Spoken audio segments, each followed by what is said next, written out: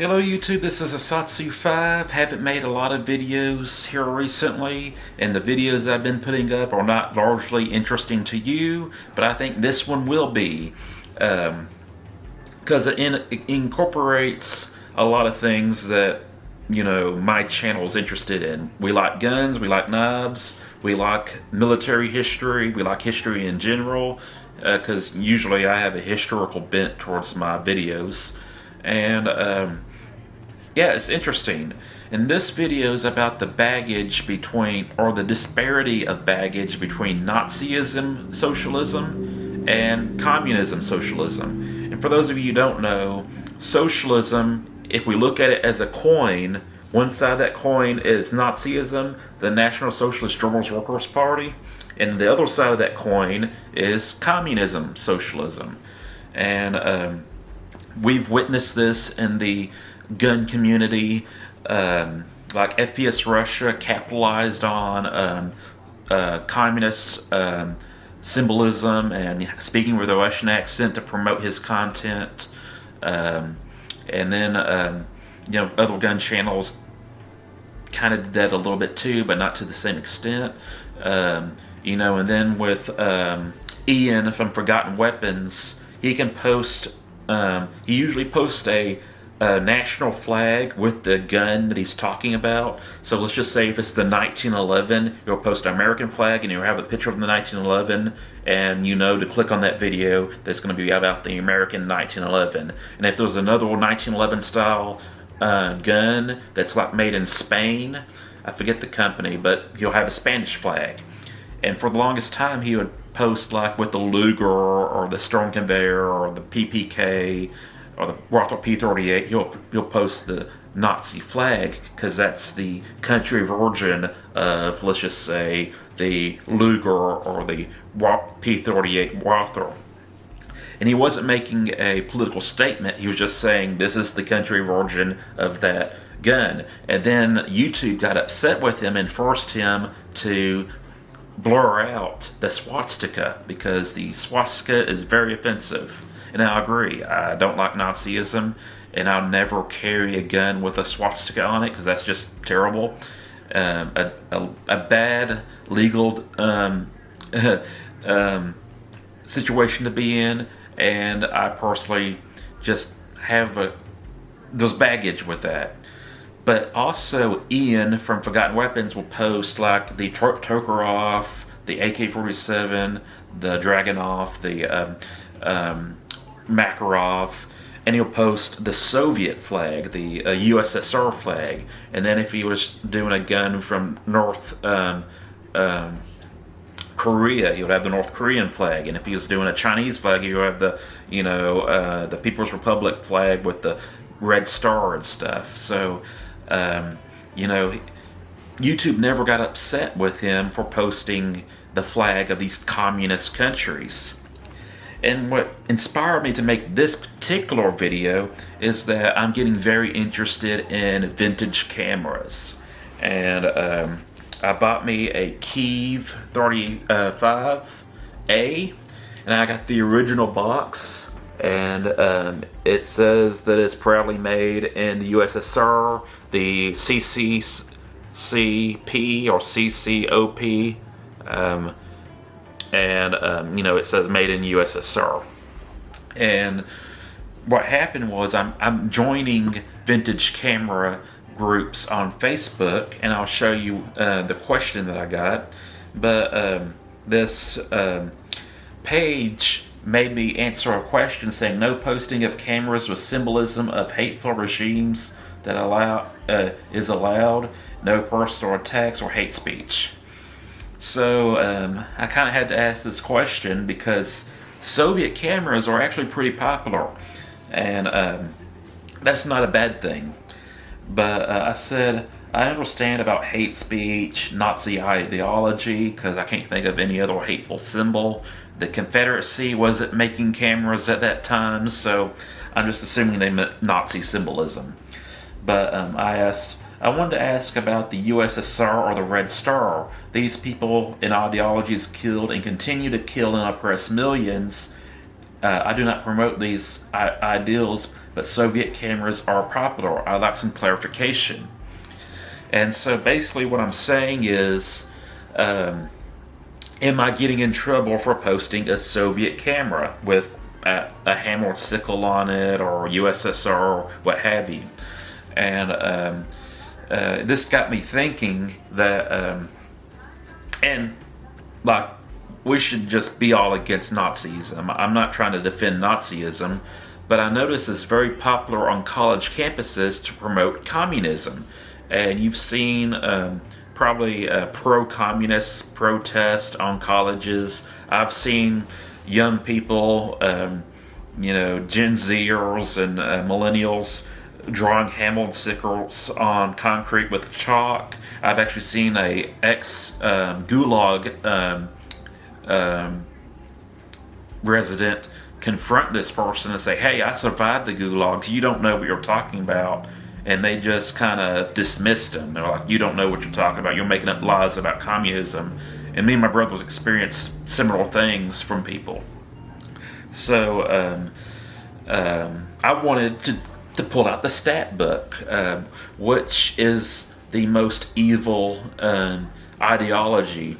You have fascism, communism, or fascism, Nazism, which was other fascist places, but like Italy was fascist, and then you have communists on the other side of the coins.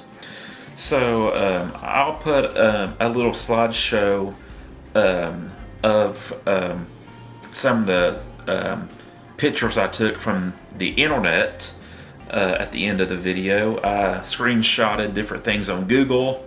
Not all from the same sources, just different websites that I found easy to read and get the information from.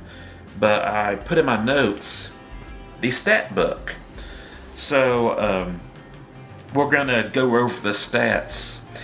And keep in mind, I said to discover who's the more evil ideology. They're both evil. We shouldn't really pick sides. They're both evil. But Communist China, the Cultural Revolution, 13 mil killed from the Cultural Revolution. And these would be non-communist teachers, people who teach, educators, property owners, so on and so forth. So in Communist China, and keep in mind, Communist China is still oppressing people and still killing people for their beliefs. And Mao Zedong outlived Hitler by a good amount of time. I think Mao Zedong was in the picture from the 1940s to 1970 something. But 13 mil died under his watch and will continue to be oppressed. The Cambodian Khmer Rouge, 1.2 to 2 mil killed. Roughly 25% of the Cambodian population was killed during the Khmer Rouge under communist rule. Now, I'm not going to count the Gulag with the other Soviet stat, but it's estimated 1.6 million died in the Gulags, which is a Soviet concentration camp. But Stalin deliberately killed 6 million, and the death toll raises to about 9 million for foreseeable deaths arising from his policies. He starved people to death. He made a kind of a Dust Bowl famine, and everybody starved to death unless you were in the in crowd, friends with the Communist command. Che Guevara. We all know Che Guevara. He's popular on t-shirts, and young millennials and Gen Zers and socialists love to wear t-shirts with Che Guevara. They call him a revolutionary, but he's a murderer. Che Guevara, between 1959 and 1963, killed approximately 500 men that were while under his watch, and he took personal interest in interrogation and torturing and executing political prisoners. So Che Guevara was overseeing things and occasionally got dirty and killed about 500 people. That's just Che Guevara himself, under his watch. Over 24 million people killed under communism. This is not including North Korea and the people they're oppressing. This is not including Vietnam, and this is not necessarily including wars. This is not like I'm including the Vietnam War or the Korean War or World War II as a battle or as a combat. This is just people who died under their watch, mostly civilians. So let's get down here to Nazis. 6 million Jews killed by Nazis. Roughly 0.5 million non-Jews. So with the Nazis, I'm really trying to focus on the people they just executed or starved to death, or that were not combatives or not actively fighting and died by fighting each other. So 6 million Jews died in the ghettos and the concentration camps. 0.5 million non-Jews died, and this would include ethnic Poles, gypsies, political rivals,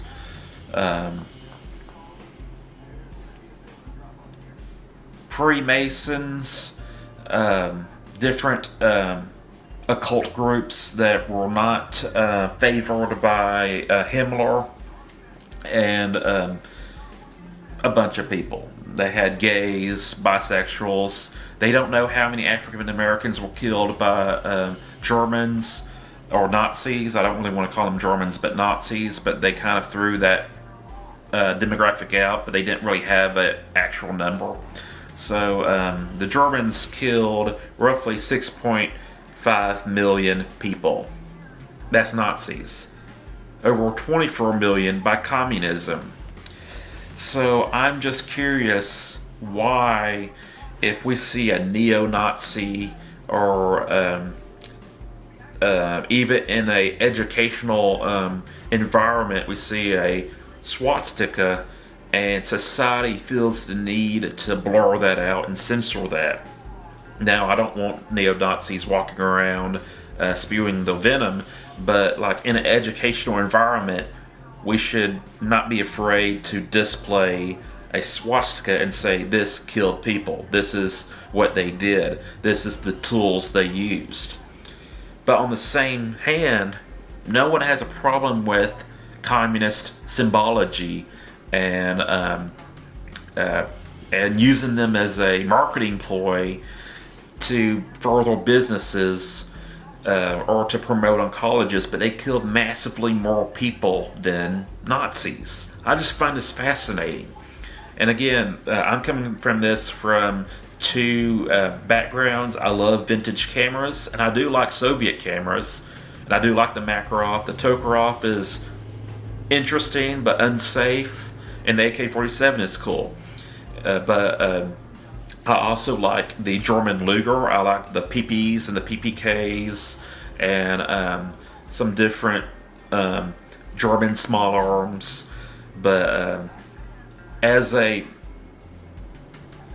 concealed carrier, if I were to carry, let's just say, a PPK with a swastika on it, and I had to use that in a self-defense situation, they would grill me in court and try to paint me up as a extremist of some type.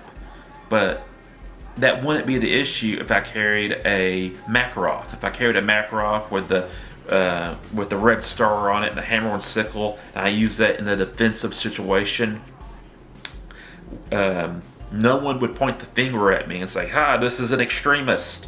He's promoting hatred, and he is a extremist. So I just find this fascinating. Thought I'd make a video about it, educate you why communism has killed more people than Nazism. And I'll see if I can film any more videos before church.